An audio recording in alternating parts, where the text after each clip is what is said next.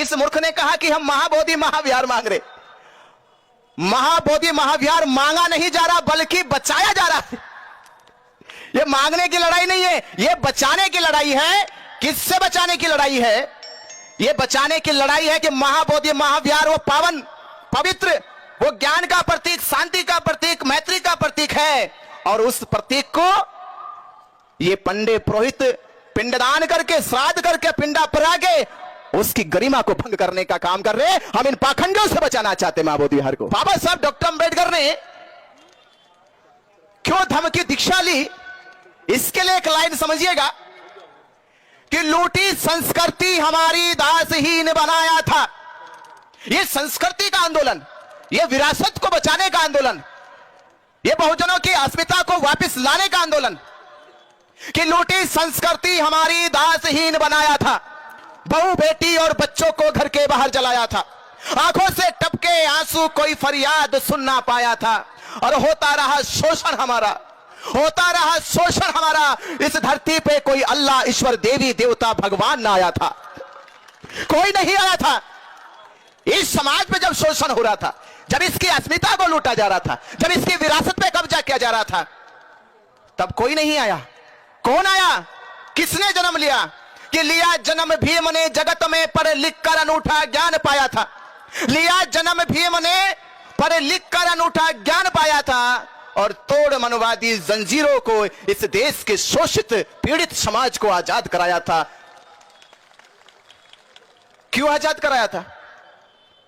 इसलिए आजाद कराया था कि आप जब आजाद हो जाओगे, मुक्त हो जाओगे, जब आप ये जान जाओगे कि अब मेरा गौरव, मेरा स्वाभिमान जग गया है, तो अपने स्वाभिमान जगे हुए जीवन में अपनी खोई हुई विरासत को वापस लाने के लिए, ये खोई हुई विरासत लाने के लिए, इस समाज का अगर अस्तित्व जिंदा रहेगा,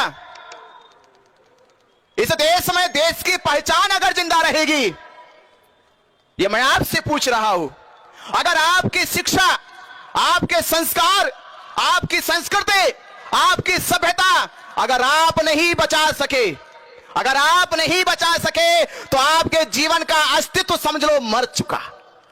अगर आप अपनी अस्मिता को नहीं बचा सके, अपनी शिक्षा को नहीं बचा सके, अपनी धरोहर को नहीं बचा सके, तो हमारे जीवन का अस्तित्व मर चुका है। इससे बड़ा हमारे जीवन में क्या आंदोलन होगा, क्या मकसद होगा, क्या उद्देश्य होगा कि आप उस पावन पवित्र धरती को, जिस धरती पे बुद्ध ने संबोधि को प्राप्त किया और पूरे संसार को दुख मुक्त करके निर्वाण के मार्ग में ले चले, आज वो पावन धरती महाबोधि महाविहार ये जगे हुए समाज से गुहार लगा रही है कि मेरी अस्मिता को बचा लो, मेरी अस्मिता को बचा लो।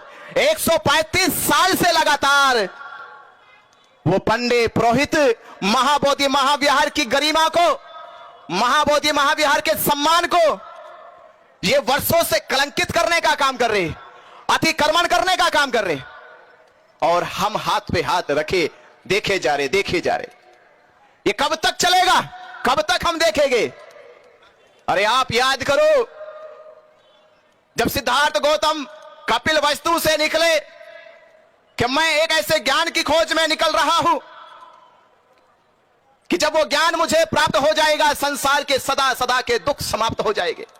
और जब सिद्धार्थ गौतम बुद्ध बने और 7 वर्षों के बाद कपिल वस्तु पहुंचे, तो कपिल वस्तु के लोगों ने सर झुकाकर पुष्पों की बौछार करी, पुष्प बिछाए गए, और यह कहा गया कपिल वस्तु के सभी लोगों से कि आज सिद्धार्थ नहीं आ रहा है, आज सिद्धार्थ के बदले बुद्ध चले आ रहे हैं, क्योंकि जिस मकसद से गए थे वो मकसद पूरा हो गया है। तथागत बुद्ध ने यह रहस्य जान लिया है कि संसार में दुख है, दुख का कारण है, दुख कारण का निवारण है, और उस निवारण का ये मार्ग है। ये मार्ग को जानकर आए हैं, ये मार्ग हमारे जीवन के निर्वाण का मार्ग है। तो आप जब लोग जाओगे, महाबोधि महाविहार बचाओगे, तो आने वाली पीढ़ी, आने वाले आपके नस्ल के लोग कहेंगे ये वही लोग हैं, ये वही लोग हैं जो 12 फरवरी में 2025 में महाबोधि महाविहार को बचाने के लिए जो आंदोलन चलाया गया था, जो आंदोलन 135 साल से दुनिया का सबसे बड़ा आंदोलन, उस आंदोलन में इन सब लोगों की सहभागिता थी। ये वो हमारे वीर महापुरुष हैं जिन्होंने महाबोधि महाविहार को बचाया है। वो फक्र करेंगे, वो अपने ऊपर ये गौरव करेंगे कि आप उनके पूर्वज हैं, आप उनके महापुरुष हैं। तो ये लड़ाई जीतने के लिए कैसे जीती जाएगी? हमसे किसी ने कहा कि आप तो बौद्ध भिक्षु हैं, आप तो गृह त्याग करके सन्यासी बने, भिक्षु बने, तो आप ये मांग क्यों कर रहे हो? क्यों महाबोधि महाविहार मांग रहे हो? मैंने क्या, किस मूर्ख ने कहा तुमसे? ये किस मूर्ख ने कहा कि हम महाबोधि महाविहार मांग रहे? महाबोधि महाविहार मांगा नहीं जा रहा, बल्कि बचाया जा रहा है। ये मांगने की लड़ाई नहीं है, ये बचाने की लड़ाई है। किससे बचाने की लड़ाई है? ये बचाने की लड़ाई है कि महाबोधि महाविहार वो पावन, पवित्र, वो ज्ञान का प्रतीक, शांति का प्रतीक, मैत्री का प्रतीक है। और उस प्रतीक को ये पंडे पुरोहित पिंडदान करके, श्राद्ध करके, पिंडा परा के उसकी गरिमा को भंग करने का काम कर रहे। हम इन पाखंडों से बचाना चाहते महाबोधि विहार को। हम महाबोधि महाविहार को, जो पूरी दुनिया इस श्रद्धा से दान देती है कि महाबोधि महाविहार में गया दान वहां के बौद्ध भिक्षुओं को प्रशिक्षित करेगा, वहां के बौद्धों के लिए कॉलेज यूनिवर्सिटी बनेगी, वहां के बौद्धों को धर्म प्रचार प्रसार करने के लिए सुविधा मुहैया कराई जाएगी। पर आपके इस धर्म प्रचार प्रसार के रथ को रोकने के लिए इन्होंने 1949 में महाबोधि महाविहार के ऊपर यह एक्ट बनाया, जबकि भारत में ना तो मस्जिद पे एक्ट बनाया गया, ना मंदिर पे एक्ट बनाया गया, ना गुरुद्वारे पे एक्ट बनाया गया, ना चर्चों पे एक्ट बनाया गया। ये महाबोधि महाविहार पे एक्ट इसलिए बना दिया गया क्योंकि बाबा साहब डॉक्टर अंबेडकर ने 1935 में कहा था, मैं हिंदू धर्म में पैदा हुआ, ये मेरे वश की बात नहीं थी, पर मैं इसमें मरूंगा नहीं। ये लोगों को खतरा लगने लगा, ये तो जन सैलाब आने वाला है, सुनामी आने वाली है। धीरे धीरे इन्होंने एजेंसी लगाई अपनी खुफिया कि पता करो ये बाबा साहब अंबेडकर हिंदू धर्म छोड़ रहे हैं, हिंदू धर्म को त्याग रहे हैं, तो ये कहां जाएंगे, किधर जाएंगे? तो किसी ने कहा कि बाबा साहब डॉक्टर अंबेडकर जी का लगाओ बुद्ध के धर्म की ओर है, बुद्ध के धर्म की ओर है।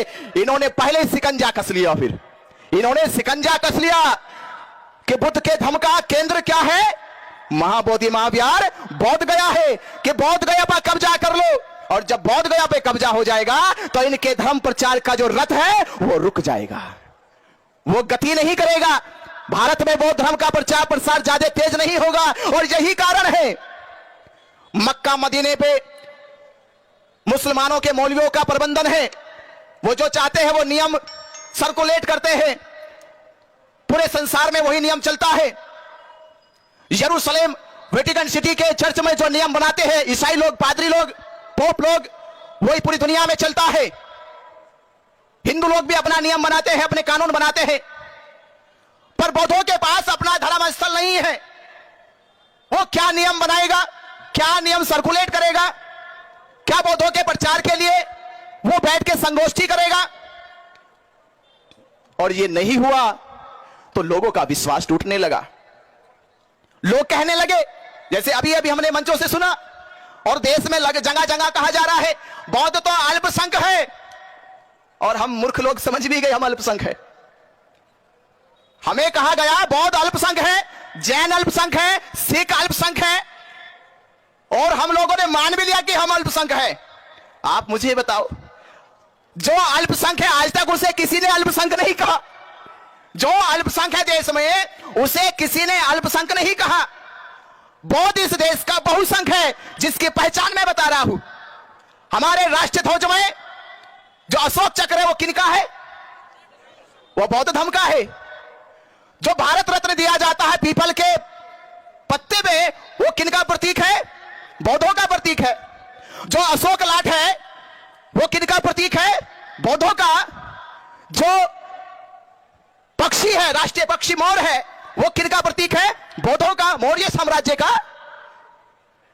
भारत की जो आइडेंटिटी है, भारत की जो पहचान है, और प्रधानमंत्री और कुंभ मेले में योगी आदित्यनाथ कह रहे कि जब तक बुद्ध रहेंगे तब तक भारत रहेगा। तो इस भारत का या इस दुनिया में अगर कोई बहुसंख्य है तो वो बौद्ध है। और इस देश में जो अल्पसंख्यक है वो कौन है? अल्पसंख्यक कौन है? ये भारत जान नहीं पाया हमारा। इस देश में अल्पसंख्यक कौन है बोलो? शास्त्रों के आधार पे उनके वर्णों में लिखा ब्राह्मण, क्षत्रिय, वैश्य, शूद्र। तो उन चारों वर्णों में सबसे कम संख्या किनकी? तो अल्पसंख्यक कौन हुआ? जो हिंदू धर्म का वो ढोल पीटते घूमते हैं। तो हिंदू धर्म की जितनी जातियां हैं उन जातियों में सबसे कम संख्या किनकी? तो अल्पसंख्यक कौन हुआ?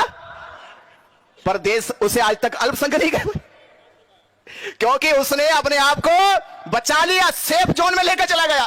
क्योंकि अगर भारत के लोग जान गए कि ब्राह्मण अल्पसंख्यक है तो फिर राम मंदिर में जो हिंदुओं के नाम पर उन्होंने कब्जा करा, हिंदुओं के नाम पर राम मंदिर में कब्जा करा, और राम मंदिर का पुजारी कौन बन गया? ब्राह्मण बन गया।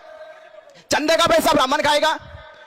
और ये बीटीएमसी एक्ट भी, बीटीएमसी एक्ट में 4 हिंदुओं के तो जिक्र करा, पर हिंदू कौन? हिंदू कौन? हिंदू ब्राह्मण। इसका मतलब ब्राह्मण बड़ा चालाक आदमी है। वो हिंदुओं को आगे करके अपने अल्पसंख्यक अस्तित्व को बचा लेता है। और लगातार ये ऐसे हिंदुओं को जो SC ST OBC है उनका मूर्ख लंबे समय से सदियों से बनाता रहा है और उनके नाम पे मलाई और दान की लुटाई करता रहा है। पर अब ये बौद्ध समाज, 1949 का इतिहास कुछ और होगा। 1949 का इतिहास कुछ और होगा। भारत में बौद्ध गुमनाम होगा। इतिहास बदल गया है और आज का बौद्ध समाज जग गया है। आज का बौद्ध समाज जग गया है। विरासत उसकी है जो छीन के दफनाई गई है। अब ये बौद्ध समाज उस दफनाई गई विरासत को हाथों से नहीं, बातों से नहीं, ये सीने से भी छीन कर आपके ले लेगा। ये आपके सीने से भी आपके सामने से लेकर आएगा।